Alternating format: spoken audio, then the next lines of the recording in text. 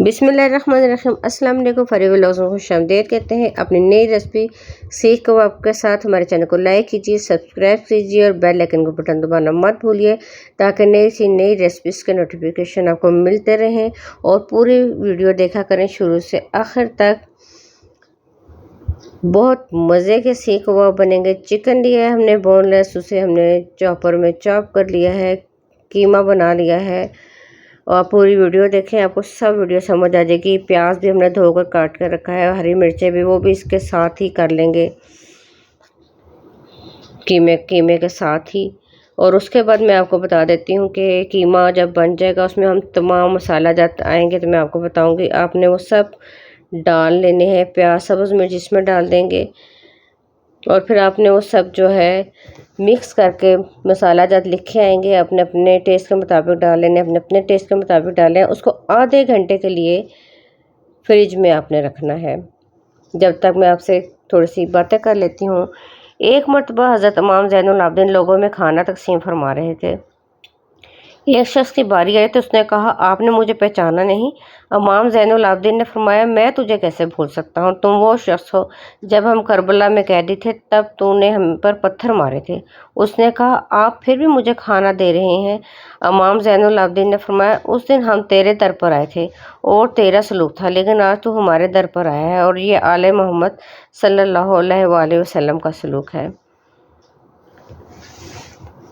ये देखें जी, अदरक, लहसुन पेस्ट, सीख कबाब मसाला, लाल मिर्च पाउडर, नमक, कुटी लाल मिर्च अपने टेस्ट के मुताबिक डाल लीजिए। हमने अपने टेस्ट के मुताबिक डाला है। अब इसको अच्छी तरह से मिक्स करके फ्रिज में रख दीजिएगा आधे घंटे के लिए। हज़रत अली रज़ियल्लाहु ने फरमाया, तुम्हारा अपना वो है जो किसी और के लिए तुम्हें नज़रअंदाज ना करे। मोहब्बत क्या होती है? हज़रत अली रज़ियल्लाहु ने 900 किलो का दरवाज़ा अकेले उठाया था, लेकिन जब हज़रत फ़ातिमा रज़ियल्लाहु अन्हा का इंतकाल हुआ तो कहने लगे, फ़ातिमा रज़ियल्लाहु अन्हा को उठाने में मेरी मदद करो। खूबसूरती एक नेमत है, लेकिन सबसे खूबसूरत आपकी ज़ुबान है। चाहे तो दिल जीत ले, चाहे तो दिल तोड़ दे। जंग में भी सजदा कज़ा ना हुआ, ऐसी थीं हुसैन की इबादतें। लिबास है फटा हुआ, ग़बार में अटा हुआ, तमाम जिस्म नाज़नी छदा हुआ कटा हुआ। ये कौन ज़ी वक़ार है, बला का शह सवार है कि है हज़ारों कातिलों के सामने डटा हुआ। ये बिल यकीन हुसैन है, नबी का नूर ऐन है। ज़ाहिर बात है आप सल्लल्लाहु अलैहि वसल्लम के ही नूर ऐन हो सकते हैं। ये देखें जी, आप उसको सिंपल तरीके से भी शेप दे सकते हैं और आप स्टिक की मदद से भी इसको शेप दे सकते हैं। स्टिक की मदद से देंगे तो वो भी बहुत अच्छा लगेगा। फिर आप इन्हें मतलब इसी तरह ट्रे में रखें और आप इनको रैपिंग पेपर जो है उसके साथ मतलब उसको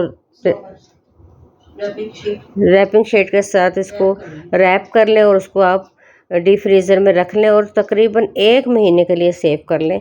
1 महीने से ज़्यादा मैं आपको सेव तो हो सकते हैं 1 महीने से ज़्यादा, लेकिन मेरा मशवरा तो यही है कि चीज़ें जैसे भी हों 1 महीने से ज़्यादा सेव नहीं करनी चाहिए, खा लेना चाहिए, इतनी देर नहीं रखने चाहिए। तो आप इस तरह नाश्ते में या इसको सालन के तौर पे भी इस्तेमाल कर सकते हैं। इनको चाय के साथ भी, शाम की चाय के साथ भी इंजॉय कर सकते हैं। तो आप लोगों ने बताना है मुझे कि कैसे बने। हमने तो टेस्ट किया है, बड़े मज़े के बने हैं। ये देखिए, हम आपको फ्राई करते हुए भी दिखा देते हैं। पहले हमने आपको सेव करने का तरीका बताया, फिर हमने थोड़े से देखें जी रखे हैं हमने तो खाए हैं। आपने बिल्कुल इसी तरह से फ्राई करने हैं उन्हें, अच्छी तरह से तेल या घी जिसमें भी आपका दिल करे उसमें फ्राई कर लें और साथ साथ थोड़ा थोड़ा हिलाते रहें। दोनों तरफ से वो ब्राउन कलर के हो जाएंगे तो आपने उतार लेने हैं। चटनी के साथ या किसी भी चीज़ के साथ, आप इमली की चटनी के साथ बहुत अच्छे लगते हैं, केचप वगैरह, हरी चटनी, मतलब जिसके चाहे आप खा सकते हैं, बहुत मज़ा देंगे। और नाश्ते में चाय के साथ और सालन भी इसका बहुत अच्छा तैयार होता है। मतलब मुख्तलिफ़ चीज़ों के लिए आप इस्तेमाल करते हैं। सालन में तैयार करें तो आप इसको फ्राई कर लें थोड़ा थोड़ा सा, मतलब छोटे छोटे टुकड़े करके आप इसका बहुत मज़े का सालन तैयार होता है। अगर इस तरीके से भी खाएंगे तो वो भी बहुत अच्छा लगेगा, चाय के साथ, जिस चीज़ के साथ आपका दिल करे। ज़िंदगी में जिस मुकाम पर भी पहुँचो, अपना पुराना मुकाम कभी ना भूलो और हमेशा की तरह आपने दुआओं में याद रखना है और बताना ज़रूर है कि आज की रेसिपी कैसी लगी। आपके कमेंट्स का मुझे बहुत ज़्यादा इंतज़ार रहेगा और आपकी दुआओं का भी हमेशा की तरह इंतज़ार रहता है और आप इतनी अच्छी-अच्छी दुआएँ देते हैं कि दिल खुश हो जाता है। आज भी आप हमेशा की तरह अपनी दुआ में याद रखिएगा। अल्लाह हाफ़िज़।